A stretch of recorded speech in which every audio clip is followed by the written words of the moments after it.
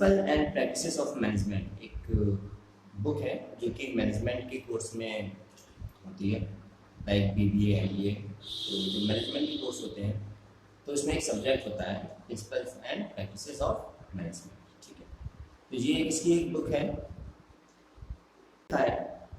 इन Asian time, पुराने समय में human being used to hunt and pluck fruit for their livelihood. यानी कि पहले के समय में जो लोग थे, जो इंसान थे, वो जानवरों को मारा करते थे और फलों को जो है तोड़कर खा लिया करते थे अपनी जीविका चलाने के लिए, जिंदा रहने के लिए। दे डिड इट, वो ऐसा करते थे themselves विदाउट एनी असिस्टेंस। वो ऐसा करते थे, अपने आप करते थे, बिना किसी सहायता के, बिना किसी टेक्नोलॉजी के, बिना किसी जो है उपकरण के, अपने हाथों से ही करते थे। ऑल मेन मेंबर्स, जितने की जो पुरुष मेंबर थे, जो पुरुष जाति के जो लोग थे, ऑफ द फैमिली, परिवार के, वर एंगेज्ड इन सच एक्टिविटी। तो वो इस तरीके की एक्टिविटी में जो है एंगेज रहते थे। यानी कि जो परिवार के जो पुरुष जाति के लोग थे वो बाहर जाते थे, कुछ खाने पीने की जो है चीज़ें इकट्ठा करते थे। और जो फीमेल हुआ करती थी, इसमें आगे लिखा है the women in the family, जो औरतें थी घर की, हैड टू स्टे, वो घर पर रहती थी, at home as they gave birth to children and had to look after them. यानी कि वो घर पर रहकर जो है उनका जो मेनली जो काम समझा जाता था पहले के ज़माने में, वो ये समझा जाता था कि औरतों को तो घर पे रहना है और जो है उन्हें माँ बनना है और उनका जो भरण पोषण करना है, देखभाल करनी है और घर के जो काम होते हैं वो करना है। This might be beginning of division of labour. तो शुरुआती स्तर पे इस तरीके से काम डिवाइड होना शुरू हुआ। जैसे आज के ज़माने में हम देखते हैं कि अलग अलग लोगों को अलग अलग काम दिए जाते हैं, ठीक उसी तरीके से पुराने ज़माने में इस तरीके से काम का बंटवारा होना जो है शुरू हुआ। घर के आदमी जो है बाहर जाते थे और औरतें जो है घर का काम करती थी। वो उस समय की बात थी। नेचुरली, जाहिर सी बात है, this division of labour was based on the principle of convenience. यानी कि उस समय जिस तरीके की सहूलियत थी उसके हिसाब से उन्होंने ये काम का बंटवारा कर लिया कि पुरुष जाति के लोग बाहर जाके काम करेंगे और जो औरतें हैं घर की वो घर में रह के घर का काम करेंगे। Which later became the family organization pattern, जो आगे चलकर एक परिवार चलाने का एक तरीका बन गया। यानी कि सबसे पहले जो जरूरत के हिसाब से ये काम का बंटवारा हुआ, लेकिन जैसे जैसे समय बीतता गया हम मानते गए, लोग मानते गए कि यही परिवार चलाने का तरीका है, ऐसा ही होना चाहिए। और आपने देखा कि एक लंबे समय तक, यहाँ तक कि आज भी बहुत सारी जो है फैमिलीज में, बहुत सारी बिल्कुल अप्रोक्सीमेटली 90% फैमिली में ऐसा होता भी है कि आज भी ये समझा जाता है कि कई जगह कि आदमी को तो जो है बाहर जाके काम करना चाहिए और औरतें जो है वो घर के ही काम करेंगे। Man became outward oriented. अब जब इंसान, जो पुरुष जाति के लोग थे, वो जब बाहर जाके काम करने लगे तो उनका जो इंटरेक्शन था वो बाहर की चीज़ों से जो है ज़्यादा होने लगा, बाहर के लोगों से ज़्यादा होने लगा। तो जो आदमी थे वो आउटर वर्ल्ड बन गए, यानी कि वो एक बाहरी व्यक्तित्व के इंसान बन गए। And women inward oriented in the family organisation. और जो औरतें थी वो इनवर्ड ओरिएंटेड बने, क्योंकि उनका जो इंटरेक्शन था बाहरी वातावरण से वो ना के बराबर था, तो इनवर्ड बन गई। और जो आदमी थे जिनका इंटरेक्शन बाहरी वातावरण से ज़्यादा हुआ करता था वो आउटवर्ड बन गए। The man started providing living to the family. तो आदमियों ने जो है फैमिली के लिए एक लिविंग देने का काम किया, क्योंकि वो बाहर जाके काम करते थे, कुछ जीविका कमाते थे, खाने पीने की लिए चीज़ें लाते थे। तो उनका काम क्या हो गया कि वो अपने परिवार के लिए जीविका देंगे। While the women undertook household work, और औरतें क्या करने लगी, घर का काम करने लगी। The one who provided living become dominant। जो इंसान घर को जीविका देता था वो घर पे एक तरीके से राज करने लगा। अब आप इस बात को समझिएगा। देखिए, जो इंसान आपको सहूलियत दे रहा है, जो आपको जीविका दे रहा है, जिस पे आपका जीवन आश्रित है, जाहिर सी बात है वो आपको डोमिनेट करेगा। अब चाहे वो कोई भी हो, चाहे वो आपके परिवार में हो या आपके ऑफिस में हो या कहीं पे भी, जिससे आपने उधार लिया है, जाहिर सी बात है आपको डोमिनेट करेगा। तो यहाँ पे अगर हम फैमिली से ऊपर उठकर जिंदगी के मामले में समझें तो क्या चीजें निकल के आती हैं कि जिस पर भी आप आश्रित हैं वो आपको डोमिनेट करेगा ही करेगा, वो आप पे अपनी जो है चीजें चलाएगा ही चलाएगा। ठीक है, आगे चलते हैं। All other household member became his subordinates.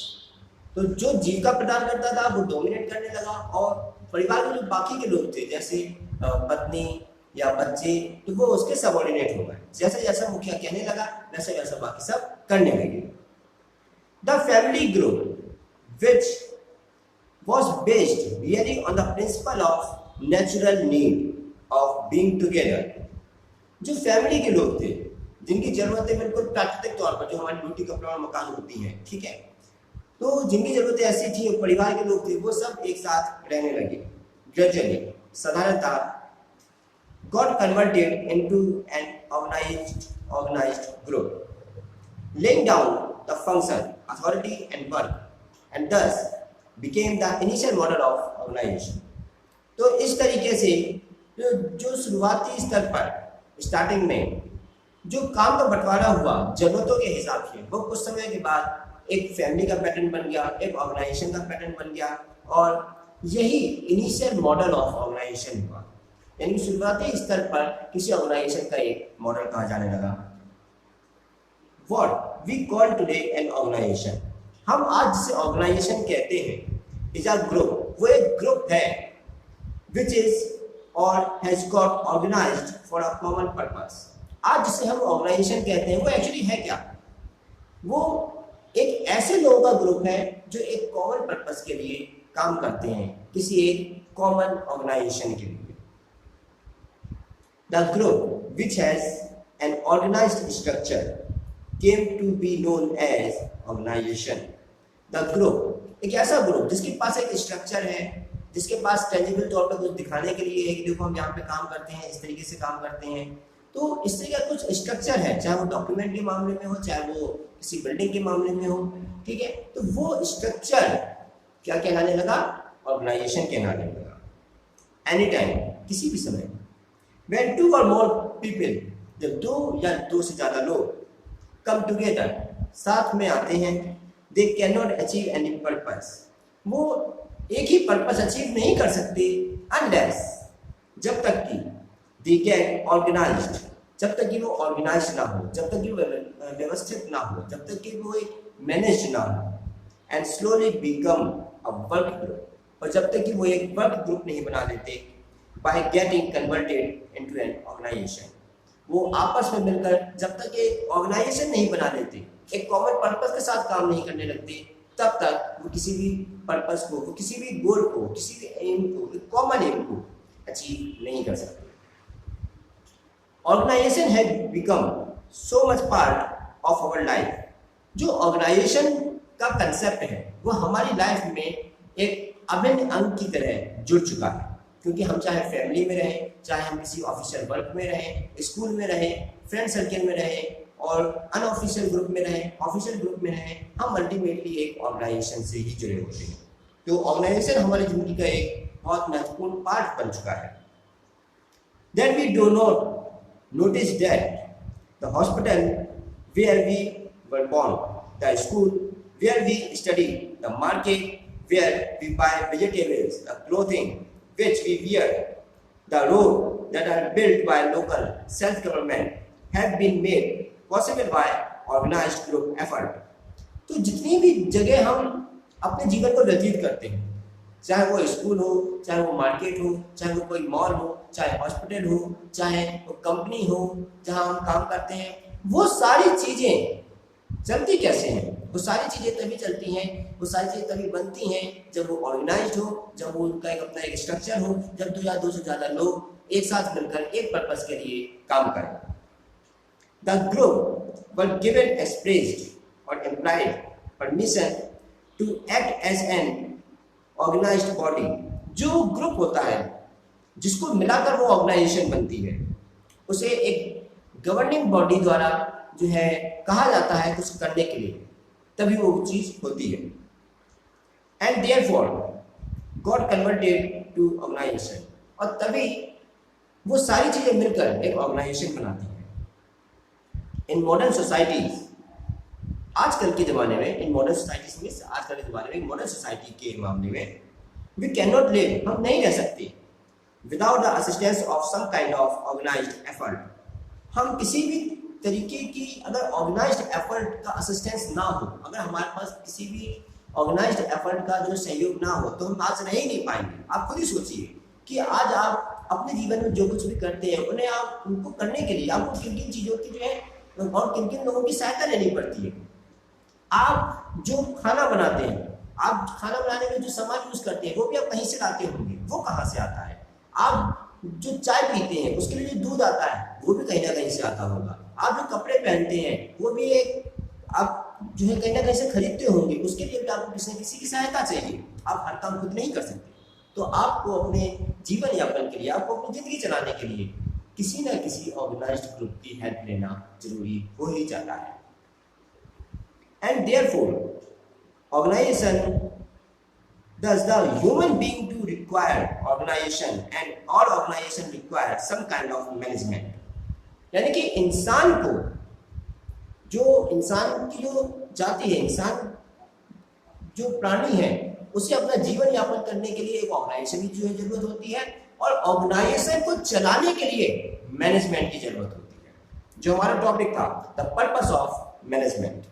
Management का पर्पस ही क्यों है? मैनेजमेंट का पर्पस इसलिए है ताकि ऑर्गेनाइजेशन को चलाया जा सके। और ऑर्गेनाइजेशन की जरूरत क्यों है? ताकि इंसान के जीवन को चलाया जा सके। अब समझिए, हमारे आसपास जो कुछ भी है, वो भले ही टेंजिबल तौर पे हम कितना भी अच्छा दिखा दें या कितना भी कुछ कर लें, वो आधारित किस पे है, वो बेस्ड किस पे है, उसका आधार क्या है? उसका आधार है इंसान की जरूरतें, इंसान की नीड, और जिसका कोई टेंजिबल तौर पे कोई स्ट्रक्चर नहीं है।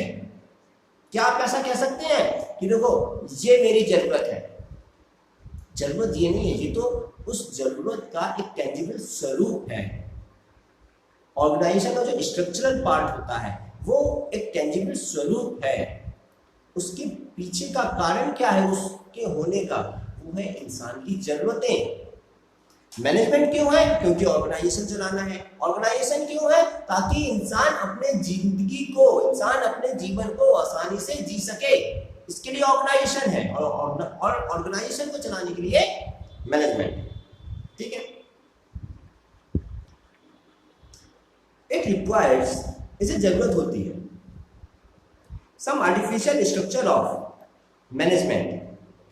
कुछ आर्टिफिशियल स्ट्रक्चर की आवश्यकता होती है मैनेजमेंट की। अब देखो, इस बात को आप समझो कि हमने जो शब्द यूज किया मैनेजमेंट, मैनेजमेंट माने क्या?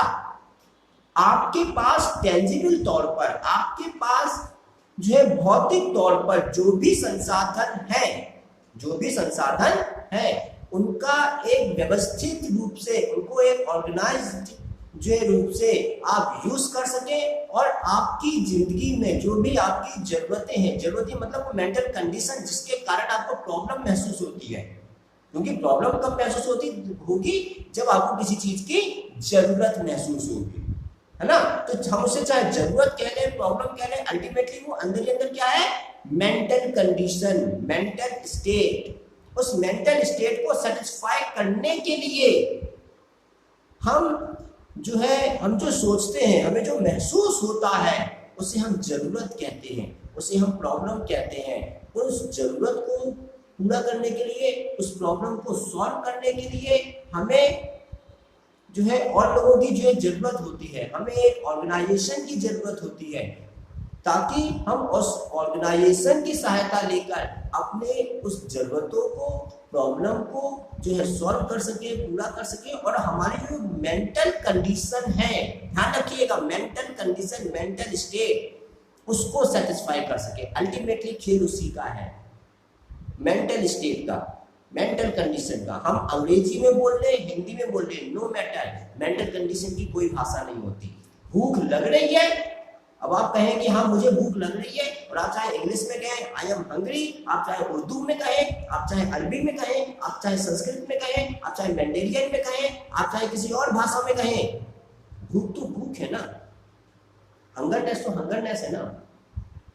अब ये जो आप जिस भाषा में कह रहे हैं वो क्या है, वो सिर्फ एक मीडियम है, लेकिन क्या भूख जो भाव है अंदर, जो फीलिंग है, क्या उसकी अपनी कोई भाषा है? नहीं है। तो मेंटल कंडीशन को सेटिस्फाई करने के लिए जरूरतें हैं, क्योंकि मेंटल कंडीशन को ही हम जरूरत बोल देते हैं, उसी को हम कई बार प्रॉब्लम बोल देते हैं। उसको सॉल्व करने के लिए ऑर्गेनाइजेशन है, ऑर्गेनाइजेशन को चलाने के लिए मैनेजमेंट है। आगे चलते हैं। Thus management uses the group of human। तो ऑर्गेनाइजेशन क्या करती है?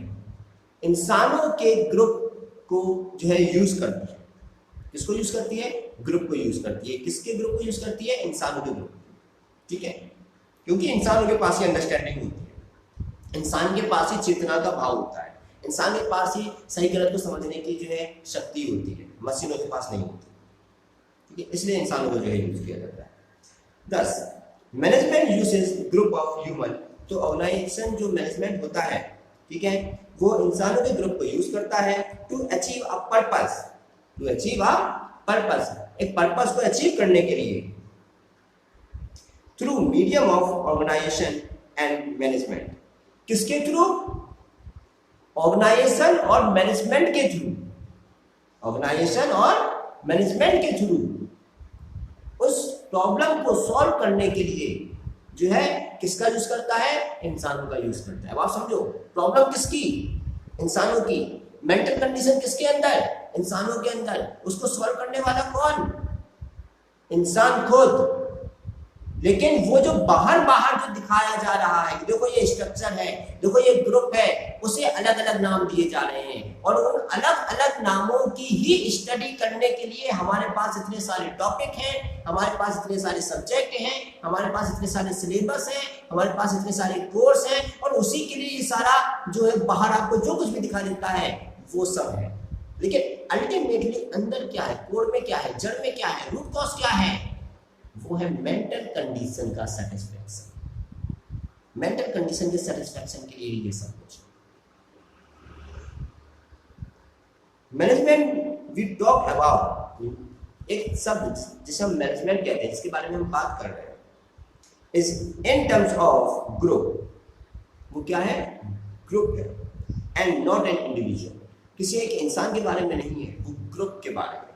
अब ग्रुप किसका? ग्रुप इंसानों का, उनके डिसीजंस का, टेंजिबल और इनटेंजिबल दोनों का।